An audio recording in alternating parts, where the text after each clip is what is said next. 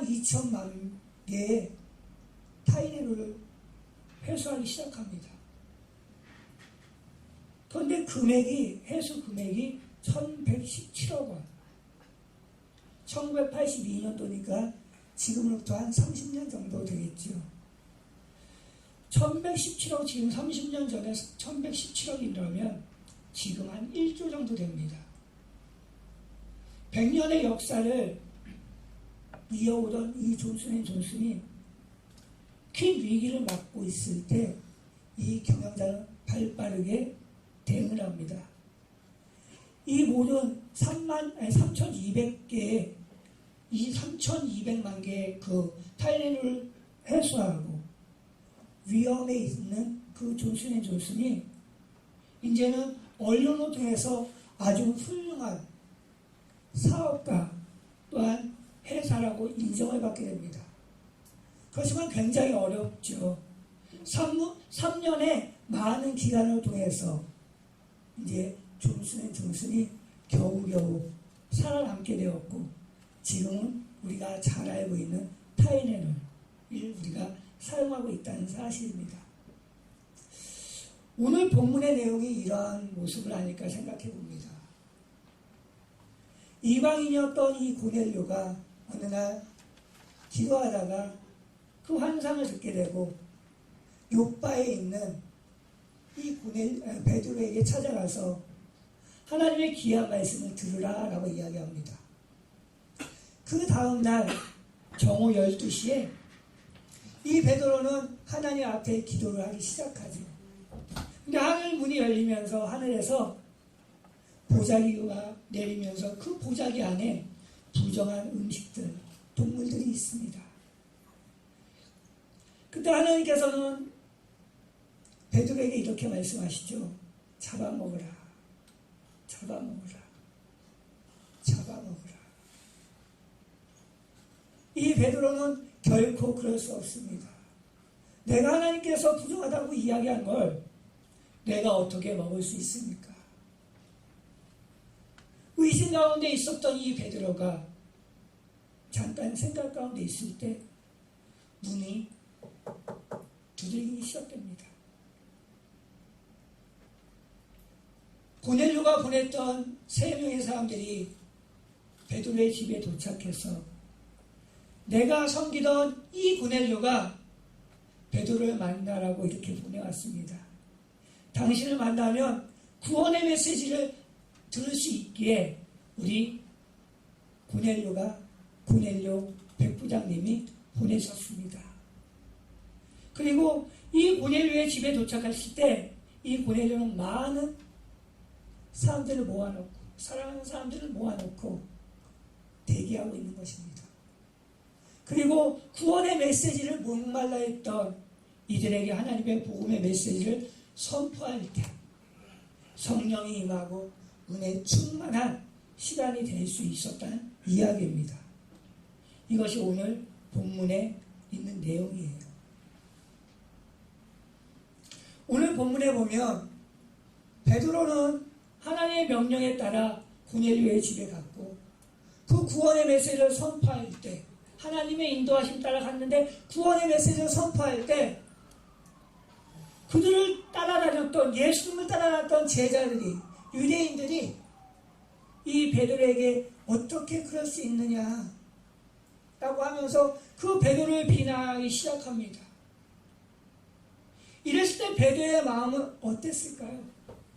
하나님의 인도하심과 하나님의 거룩하심을 듣고 고넬료의 집에 가서 선포를 했을 때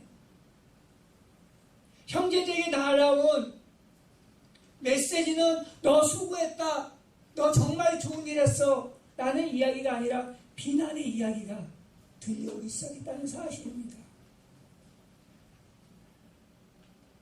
그런데 이 오늘 본문에 보면 이 비난의 메시지가 선포되지만 18절에 보면 그들이 하나님을 찬양했다라고 이야기합니다.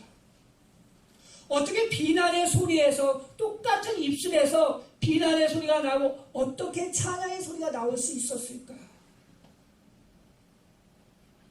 이것은요, 그들이 기도와 주님께서 원하는 일을 했기 때문에 한 점의 실수가 없으신 그 하나님께서 우리의 삶을 그렇게 인도했다는 사실입니다. 때로는 이것이 이 초대교회에 굉장한 위기가 있었을 거예요. 우리가 교회 생활하다 보면 많은 사람들이 부정적인 이야기를 하고 긍정적인 이야기를 하지만 부정적인 이야기가 긍정적인 이야기를 덮을 때가 굉장히 많이 있습니다. 우리에게 가장 필요한 건 무엇이냐? 서로 협력하고 사랑하고 건강한 교회를 만들어가는 것, 이것이 곧 하나님의 뜻이 아닐까 생각해 봅니다. 오늘 여러분의 교회가 건강한 교회, 찬양이 넘칠 수 있는 교회가 되시길 축원합니다. 믿음은요, 주님의 인도하심 따라 보는 것이에요. 뭐라고요?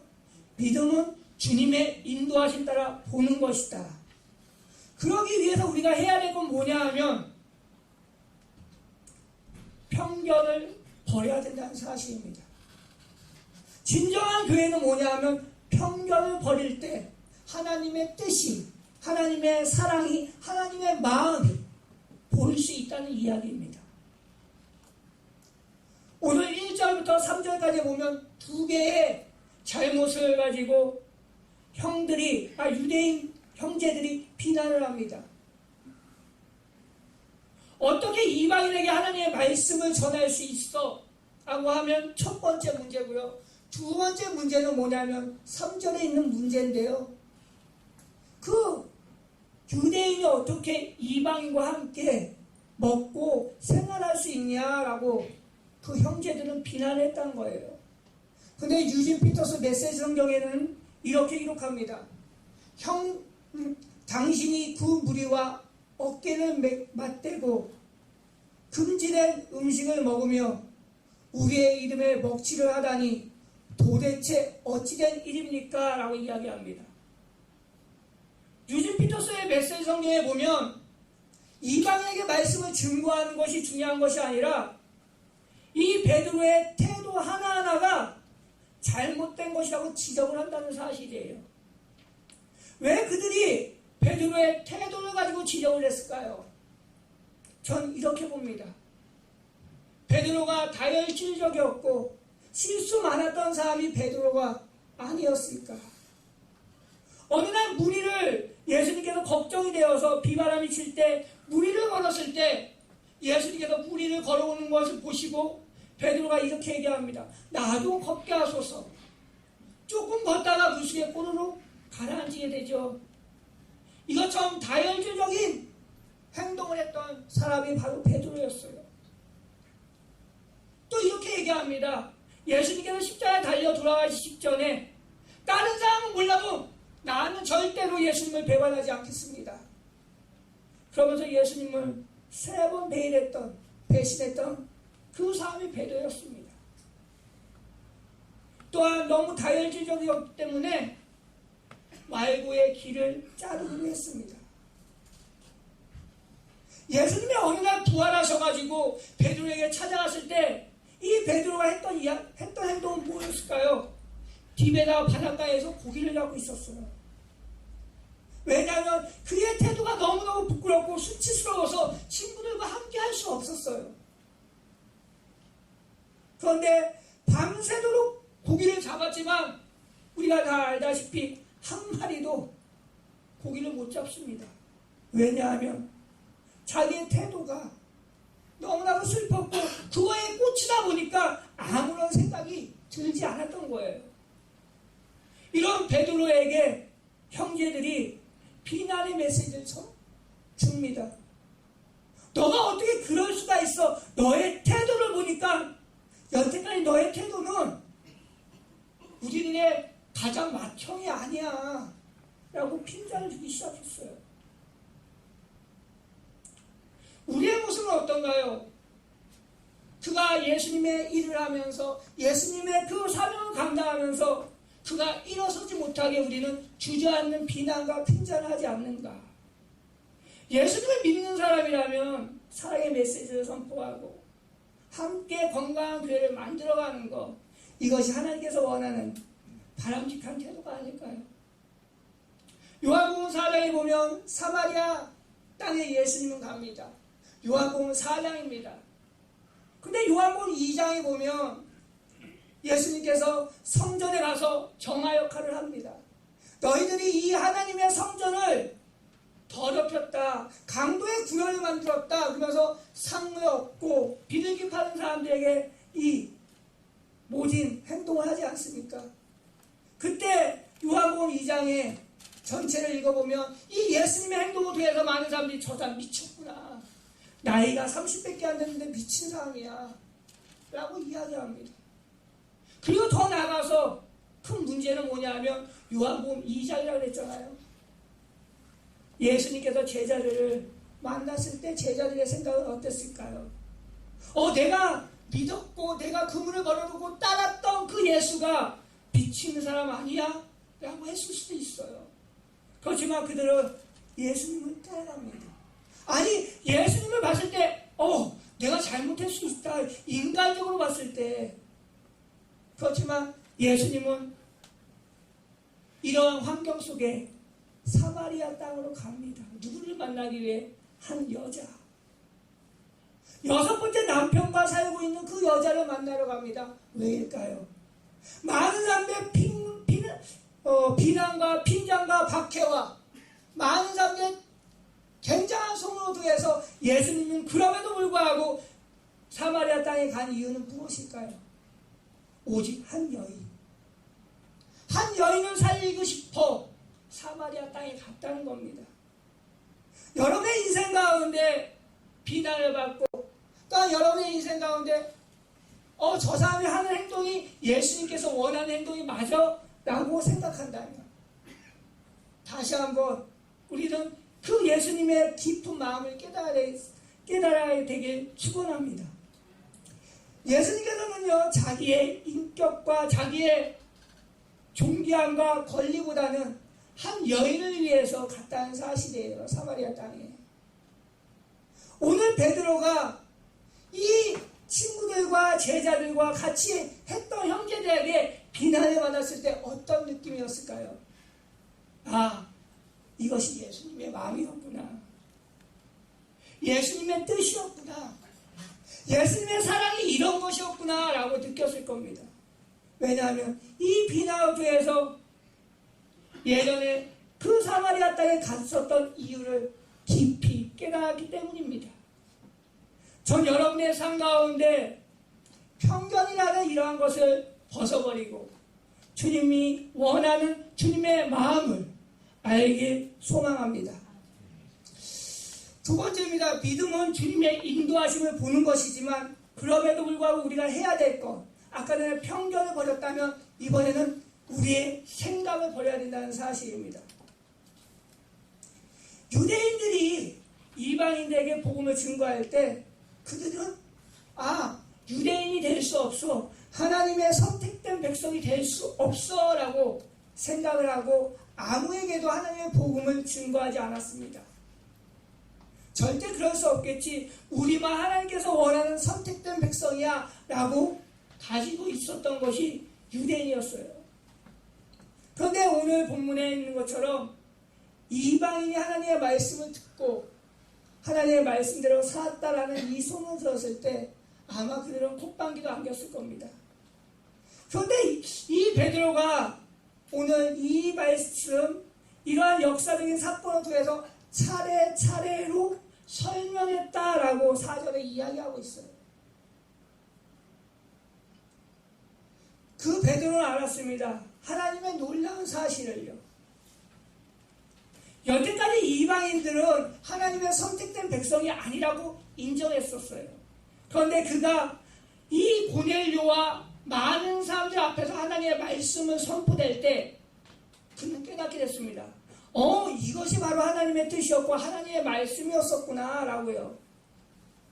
사도행전 1장 5절에 보면 이런 말이 있습니다. 요한은 물로 세례를 베풀었으나 너희는 몇 날이 못되어 성령으로 세례를 받으려니냐 하셨느니라. 예, 맞습니다. 예수님께서 승천하시고 나서 이제 예수님의 말씀이 기억됐다는 사실입니다. 그리고 그들이 사도행전 2장에 있는 것처럼 그들이 뜨겁게 기도할 때 오순절날의 역사가 나타나고 이 베드로가 이렇게 고백합니다. 누구든지 주의 이름을 부르는 자는 구원을 받으리라. 이것을 그는 몰랐어요. 왜요? 자기 생각이 갇혀 있었기 때문에 그 오순절날 자기가 선포했고 오순절날 성령님을 만났던 그 메시지를 그가 몰랐다는 거예요. 우리의 생각이 주님의 판단보다 빠를 때가 많이 있습니다. 여러분은 어떻게 생각하십니까? 어떤 책을 보니까 이렇게 해요. 예수님 저쪽으로 비켜나세요. 우리가 하잖아요. 비켜나세요. 이렇게 쓰는 책이 있더라고요. 우리는 예수님이 될 수 없습니다. 우리는 주님이 인도하신 그 길을 따라가면 되는데 예수님 절로 비켜나세요 라고 생각하면서 우리의 판단으로 예수님을 안방에 있는 늙은이처럼 그렇게 여길 때가 많이 있습니다. 진정한 믿음은 뭐냐 하면 편견을 버리고 자기의 생각을 버리고 주님의 말씀대로 순종할 때 놀라운 역사는 일어난다는 사실입니다. 하나님께서 사도행전 2장 38절과 39절을 보면 이렇게 표현하고 있는데요. 너희와 너희 자녀를 유대인들이 보고 먼데 사람들인 이방인의 눈이 열릴 것이다 라고 얘기합니다. 예, 알았습니다. 그가 하나님의 말씀을 고넬료의 집에 선포될 때 이방인이 하나님께서 원하는 선택된 백성이었구나 라고 하면서 그는 깨닫게 됐고 눈물을 흘렸을 거예요. 왜냐하면 내가 유대인, 사마리아인, 사두개인 종교 지도자였구나. 우리들 또한 그들에게 너희 그리스도인, 너희들은 안 돼 라고 이야기를 들었던 것처럼 우리들도 모르게 그 고넬료를 이방인을 질타하면서 너희들은 안 돼 하는 그러한 모습이 그들에게 있었기 때문에 그들은 분명히 깨달았을 겁니다. 우리의 삶 가운데에도 그런 모습은 아니었는가요? 나의 생각과 나의 편견으로 해서 누구를 죽이거나 너는 안 돼 하면서 상처 주는 모습은 갖고 있지 않는가 생각해 볼 필요가 있습니다. 남을 손가락질할 때 두 개의 손가락은 남을 지적하지만 세 개의 손가락은 나에게 온다는 말이 있지 않습니까? 이것처럼 누굴 평가하기보다는 나 자신을 돌아보며 하나님께서 원하는 삶을 살아가는 것, 그것이 건강한 교회, 건강한 성도라고 믿습니다. 오늘 본문의 세 번째입니다. 세 번째 스텝은요, 의심을 버릴 때 하나님의 놀라운 계획이 있음을 우리가 알아야 된다는 사실입니다. 베드로는요, 3년의 공생애 동안 예수님을 따라다녔습니다. 그런데요, 그가 예수님을 따라다니면서 굉장히 어리석게 행동을 많이 했었어요. 예수님을 부인하고 성령님을 부인했던 그가 어느 날 그가 하나님의 말씀을 17절에 선포될 때 놀라운 역사를 경험하게 됩니다. 이방인들에게는 내가 하나님의 말씀을 선포될 수 없어 의심과 또한 어려운 가운데 있었어요. 하나님, 제가 정말로 가도 됩니까? 내가 고넬료의 집에 가야 됩니까? 하나님의 말씀을 선포해야 됩니까? 라는 의심이 있었지만 그가 하나님의 말씀을 선포될 때 놀라운 역사가 나타나잖아요. 성령이 내리고 그들이 방언을 하며 놀라운 역사를 경험하게 된다는 사실입니다. 저는 우리의 삶 가운데 우리의 의심을 버릴 때 하나님의 놀라운 계획이 분명히 있을 줄 믿습니다. 그렇게 되길 축원합니다. 우리의 삶에 의심을 버리시기 바랍니다. 그러면 분명한 하나님의 계획하심이 있을 것입니다. 아멘. 여러분의 편견과 생각, 우리가 어떻게 벗어버릴까요? 유리와 거울의 차이는 무엇인가요? 똑같은 성분인데 유리와 거울의 차이는 뭐냐? 거울은 나 자신을 보지만 유리는 나 자신을 볼 수 없고 더 멀리 볼 수 있다는 겁니다. 근데 우리는 우리 거울만 보기에 나 자신만을 볼 수밖에 없었어요. 그렇지만 더 멀리 저 밖을 볼 수 있는 것은요, 그 유리 안에 있는 수은을 제거할 때 우리는 더 넓은 세상을 볼 수 있는 것입니다. 그 유리안의 수은이지만 그것이 우리의 편견과 우리의 생각을 지운다면 오늘 제자들이 하나님의 뜻이 무엇인지 알았던 것처럼 놀라운 역사가 우리에게도 분명히 있을 줄 믿습니다. 우리는 오늘 이 일로 통해서 놀라운 하나님의 역사심을 봤으면 좋겠습니다. 예수님께서 이 땅에 오셔가지고 십자가에 달려 죽으신 그 일로 통해서 우리는 구원함을 얻게 됩니다. 강권적으로 니네 믿어 하면 되는데 예수님께서 이 땅에 인간의 모습으로 오신 이유는 뭘까요? 그 과정 하나를 통해서 하나님의 뜻이 나타나길 원하셨기 때문입니다. 우리를 위해 인간의 모습으로 오셨고 아파하고 배고파하고 슬퍼하시면서 그 과정을 통해서 십자가의 고통 가운데 우리는 예수님의 사랑을 깊이 알게 되지 않습니까? 저는 우리 행복이 가득한 교회가 많은 어려움 가운데 이곳에 이전한 걸 알고 있습니다. 그러나 더 주의해야 될 건 지금에 있는 그 환경이 중요한 것이 아니라 이 일로 통해서 하나님의 놀라움을 경험하는 행복이 가득한 교회가 됐으면 좋겠습니다. 이 일을 안주하는 것이 아니라 기회로 삼아 더 발전된 교회, 그것이 행복이 가득한 교회가 되길 축원합니다. 아까 서두에 타이네롤에 대해서 이야기했습니다. 타이네롤 굉장히 힘들었습니다. 그런데 아까 전에 이야기한 것처럼 1982년에 타이네롤 사건이 터지기 시작했어요. 그런데 더 놀라운 사실은요, 사우스웨스 항공이 1971년에, 퍼텍스가 1973년에, 마이크로소프트 회사가 1975년에, 또한 CNN 방송이 1980년도에, MTV 네트워크가 1981년도에 창설이 되었는데요. 이 시대가 언제냐면 5.1 소크 시대예요. 굉장히 경제적으로 어려운 시기에 이 기업들이 창립되었고 살아남았다는 거예요. 근데 그 서두에 아까 이야기한 것처럼 존슨앤존슨까지 살아남아서 지금까지 명맥을 유지하고 있다는 겁니다. 그 우리가 이 사건을 통해서 우리가 깨달아야 될 건 무엇이냐? 이 일로 통해서, 이 사건을 통해서 더욱더 건강해질 수가 있다는 겁니다. 여러분의 삶 가운데 때로는 힘들고 주저앉고 싶고 자포자기하고 싶은 심령이 있습니다.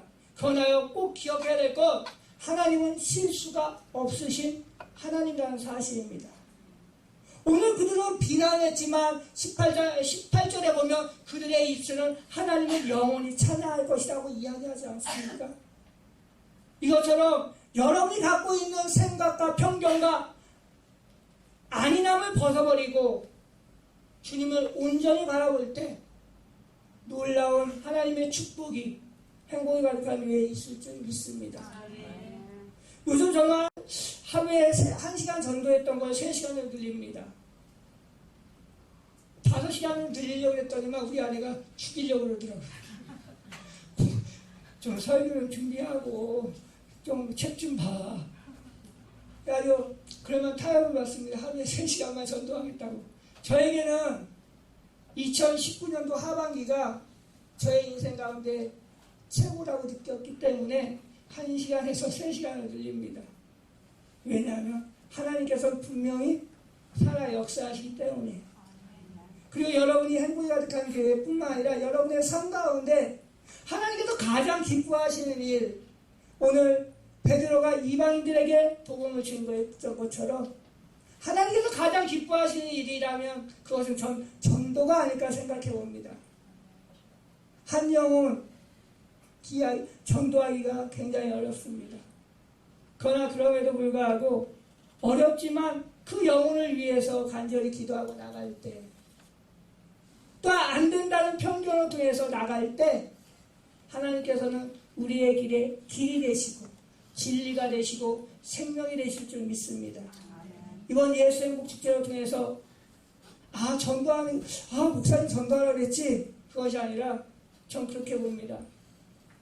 가장 하나님께서 축복의 길이 예수의 목축제구나라고요. 그러니까 제가 목숨 걸고 5시간 하려고 노력하는 거잖아요. 여러분 힘내시고요. 이번 예수의 목축제를 통해서 여러분이 항상 전투될 때 하나님께서 나에게 주실 그 축복이 얼마나 귀한지 알길 소망합니다. 하나님께서 원하는 교회 우리 이 시간 찬양 드릴 텐데요. 우리에게 정말 이런 소원이 있었으면 좋겠어요. 교회가 교회되고 내 자신이 되고 정말 하나님께서 원하는 꿈꾼 교회, 그런 교회 됐으면 좋겠어요. 많은 사람들을 만나면서 비난합니다. 당신 할 일 그렇게 없어. 하루에 맨날 나와서 아침 저녁으로 전도를 해. 그래서 저를 피해 가는 사람들도 많이 있어요. 엄마들이 저를 피해가더라고요. 다른 길로 이렇게 돌아서 맨날 만나니까. 그런데 중요한 건 하나님의 복음의 메시지는 우리가 막는다고 막아지지 않는다는 거예요. 이번 예수의 목축제가 여러분의 인생의 전환점이 됐으면 좋겠습니다. 삶의 분명한 목적이 예수님께 있고 정말 죽어가는 영혼 전도하기 소망합니다. 코넬료가 자기의 가족들, 사랑했던 가족들을 모아놓고 생명의 말씀을 우리 같이 듣자 얘기했을 때 그 마음이 여러분의 마음이 됐으면 좋겠습니다. 기뻐요. 예수님 만나면 행복해요. 우리 찬양합시다.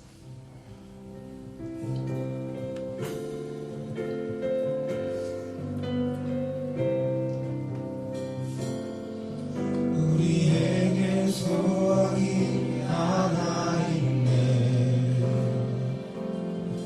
주님 다시 오실 그날까지 우리 가슴에 새긴 주의 십자가 사랑, 나의 교회를 사랑케 하네.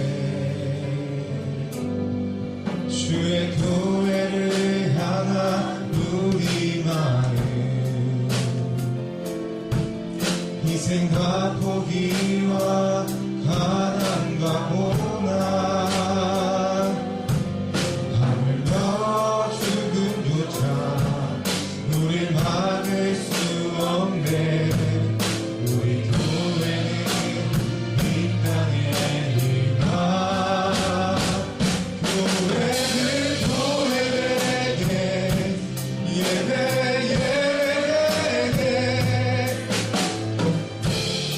우리를 사용하소서.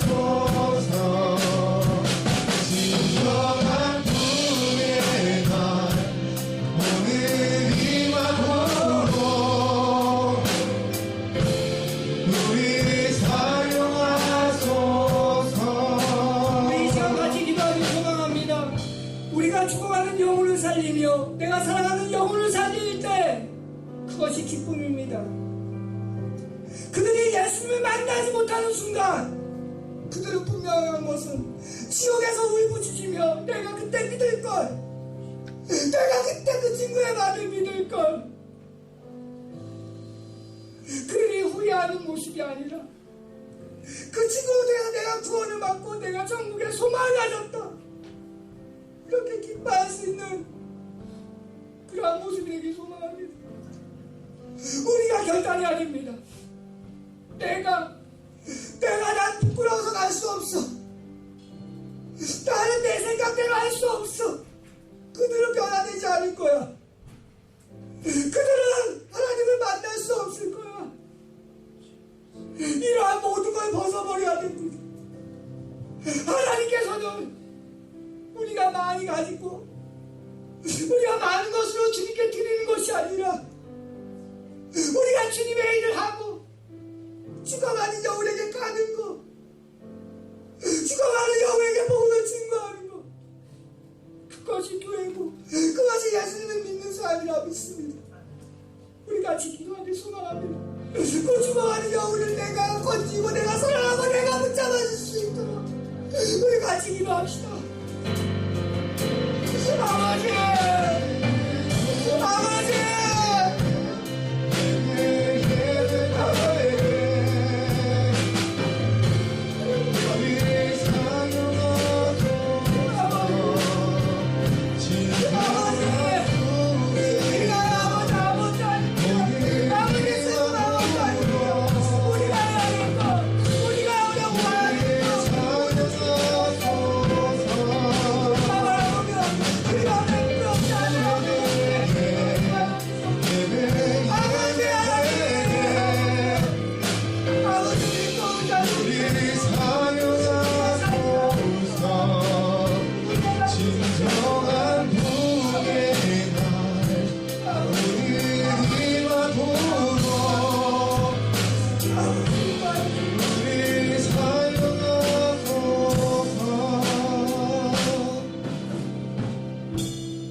아버지, 우리의 삶이 주님만을 바라보는 삶이길 소망합니다. 다윗은 여호와는 나의 목자시니 내게 부족한 것이 없다. 아버지, 그 고백이 나의 고백이 되길 소망합니다. 그 부족함이 없는 그 하나님을 다윗이 만났던 것처럼 내가 만나고 내가 사랑하는 가족들이 만날 때 얼마나 하나님께서 기뻐하실까. 아버지를 만나는 그 순간이 세상에 어떤 것도 비교할 수 없음을 우리가 압니다. 아버지, 2019년도 이 하반기에 아버지, 나의 삶 가운데도 놀라운 전환점이 되고 내 사랑하는 사람들도 놀라운 전환점이 되어서 세상이 누리지 못한 그 참 기쁨을 누릴 수 있는 아버지 예수의 목축제가 되길 소망합니다. 예수의 목축제 이제 다음 주부터 시작되는데 우리가 전달하며 우리가 주님을 바라보며 주님을 닮는 삶을 살아갈 수 있는 우리 모두가 될 수 있도록 인도하여 주옵소서. 이제는 우리의 길이요, 진리요, 생명이 되시는 우리 주 예수 그리스도의 은혜와 우리를 너무너무 사랑하기에 자기 아들 독생자 예수 그리스도까지 우리를 위해 보내셨던 그 아버지 하나님의 그 크신 사랑하심과